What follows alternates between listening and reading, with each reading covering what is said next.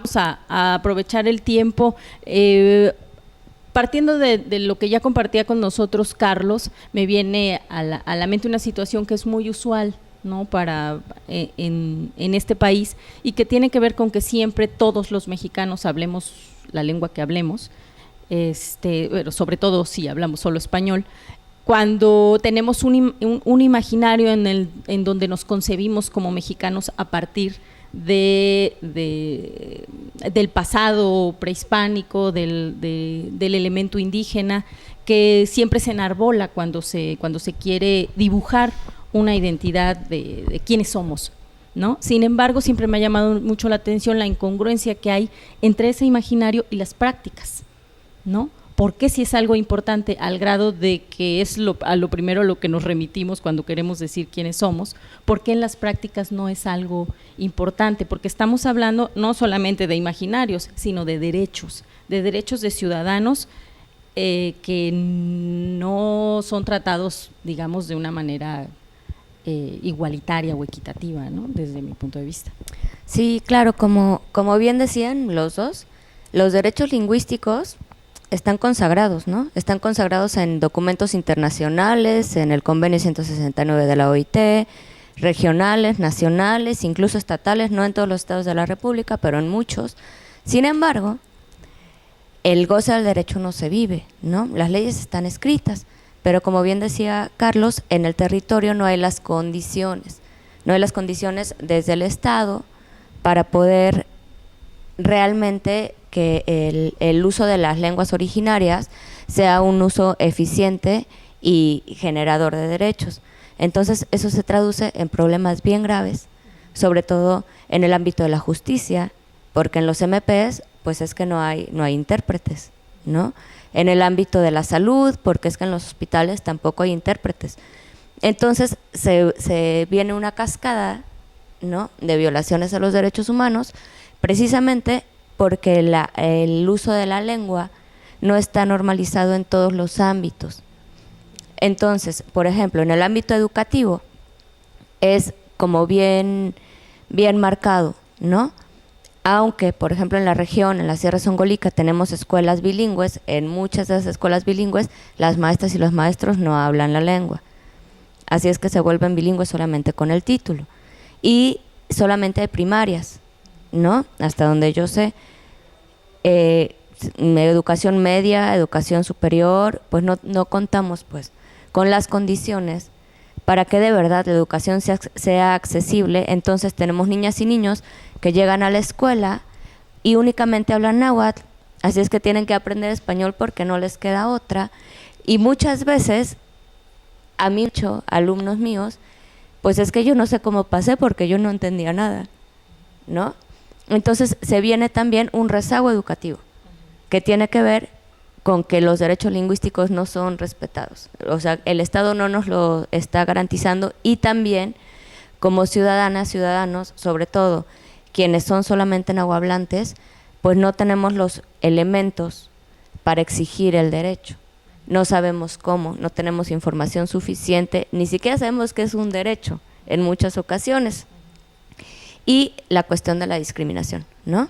Desde la población mestiza, desde la población urbana, también hay mucha discriminación que genera, lo que comentaba Carlos, que entonces los propios nahuablantes o de cualquier lengua originaria dejen de enseñar porque les parece que en lugar de ser una ventaja ser bilingüe, es una desventaja y es una cuestión que les va a traer problemas a sus niños y a sus niñas. Entonces, como dices, es un problema estructural que tiene que ver con un montón de cosas y que deviene, se traduce en un montón de violaciones a los derechos humanos que después generan problemas bien graves a las personas, ¿no? En cuanto a salud, en cuanto a justicia, educación, a muchos ámbitos. Y esto que dices Se relaciona con la pregunta que tú hacías, ¿no? Las personas, los padres de familia de los pueblos originarios ya no le quieren enseñar a sus niños a hablar su lengua porque dicen, bueno, si le enseño no va a tener oportunidades, va a ser discriminado, y es completamente entendible porque muy probablemente es cierto, ¿no? O sea, los hablantes del náhuatl, por ejemplo, aquí en Orizaba, van al centro y son discriminados. A mí mismo me ha tocado, ¿no? Me encuentro a personas, compañeros, amigos, y hablamos en lengua náhuatl en un café, y de repente todo el mundo te voltea a ver como si estuvieras hablando algo raro y como si no pertenecieras, y de ahí este concepto de el que es extraño en su propia tierra, ¿no? Porque es más normal para las personas escuchar a dos una plática en inglés que una plática en náhuatl en algún café, ¿no? Entonces ahí lo quiero relacionar con lo que tú decías, ¿no? Ahí está esta contradicción entre dos ideas de lo indígena, ¿no? Una idea romantizada, idealizada, que sirve para construir nuestra identidad y decir, pues sí, el águila y la serpiente, y nosotros venimos de los aztecas. Un pasado glorioso. Es un indígena que quedó allá atrás en el pasado, ¿no? Y el otro indígena rechazado, discriminado, que sigue todavía siendo colonizado, ¿no? A mí me llama mucho la atención cómo es tan obvio, ¿no? Cuando vamos en la calle, en el ámbito público, vemos la diferencia muy marcada. Los pueblos indígenas, ¿cuál es su papel? Son los que venden, son los que sirven, no son los que ocupan posiciones de consumidor, no son los que ocupan posiciones que están reservadas para los que son, no.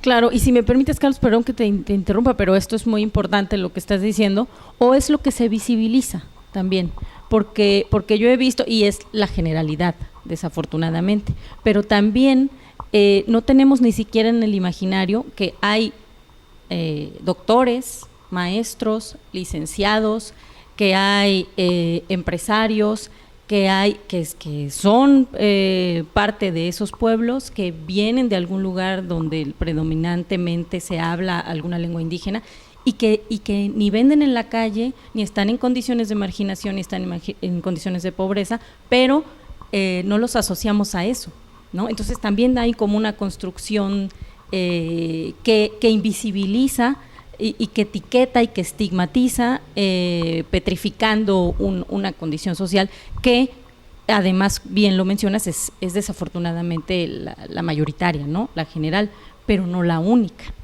¿no? Uh-huh. Entonces eso también le agrega complejidad al asunto. Claro, y sin embargo, también es cierto que muchas veces las personas que pertenecen a un pueblo indígena y que tienen, no sé, una educación, un doctorado, una maestría, ocupan puestos que normalmente no asociaríamos en nuestro imaginario a los pueblos indígenas, las valoramos, primero lo desconocemos, ¿no? Y si los valoramos positivamente es precisamente porque no estamos viendo los elementos culturales originarios de esas personas. ¿Por qué? Porque creo yo que todavía se sigue en el imaginario del pueblo mexicano, todavía se sigue haciendo una diferencia entre lo que es moderno y lo pasado, aunque sí, también una valoración negativa del campo, por ejemplo, ¿no? Del campo del oficio y doy un ejemplo, de campesino, ¿no? Doy un ejemplo. Si yo quiero ir a mi trabajo presentable, no puedo ir en guaraches. Uh-huh. ¿Por qué? Si los guaraches es algo propio de los pueblos indígenas, y sin embargo eso tiene una valoración negativa, ¿no? Algo más inmediato en el caso de la universidad, ¿no? Sí es aceptable que un estudiante solo hable el español en la UBI, pero no es aceptable que un estudiante solo hable náhuatl. Se insiste mucho en que tú tienes que hablar, si tú eres nahuablante, tienes que hablar a fuerzas español. No puedes nada más hablar náhuatl y escribir tus trabajos en náhuatl, porque entonces no tienes una educación completa, tienes que hablar también español, pero lo contrario no es válido, ¿no? O sea, si tú hablas español, con eso es suficiente. Claro, eso me remite a las estructuras, porque finalmente, por más que quieras, si no tienes la estructura suficiente para responder, es decir, una planta docente bilingüe, ¿no? Por más que quieras, o sea, a lo mejor sí quieres, pero no puedes porque pues va a ser lo mismo, ¿no? Entonces, en este sentido, como bueno, Mejor continúa, Sí. porque ya iba yo a entrar en otro tema y es importante. No, pero es cierto lo que dices, y no solo la planta docente, ¿no? Sino libros, ¿no? Recursos, pues, que permitan una actividad académica en la lengua náhuatl. Por ejemplo, ahorita mismo estamos en la UBI trabajando una serie de criterios para evaluar textos en náhuatl de la misma manera en la que evaluaríamos un texto académico en español, y es súper difícil porque no contamos con esos recursos. ¿Cómo vamos a enseñarle a los muchachos a hacer una redacción académica en náhuatl si nunca se les enseñó ni siquiera a escribir, ni siquiera la ortografía en náhuatl? Y ni siquiera sabemos si existe o no existe una ortografía en náhuatl, porque todo el mundo nos estamos debatiendo, ¿no?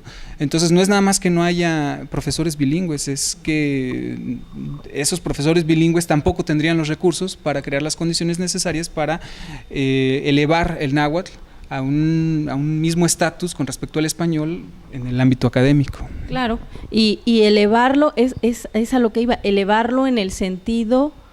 En realidad es el entorno, son las estructuras y el proceso histórico que ha vivido el pueblo, el idioma, que lo pone en una situación de subordinación, ¿no? Porque el asunto luego se naturaliza, ¿no? Y dice, sí, hay que elevarla porque está más abajo, sí, pero está más abajo porque el proceso histórico y las estructuras ahí lo han ubicado, no porque por naturaleza sea inferior, ¿no? Y entonces una complejidad. Desafortunadamente este bloque también se termina. Voy a invitarlos a una pausa comercial, y mientras voy a tratar de convencerlos de que se queden con nosotros en el próximo bloque, además de darle la bienvenida a nuestro siguiente invitado. Hacemos una pausa y continuamos en este espacio universitario.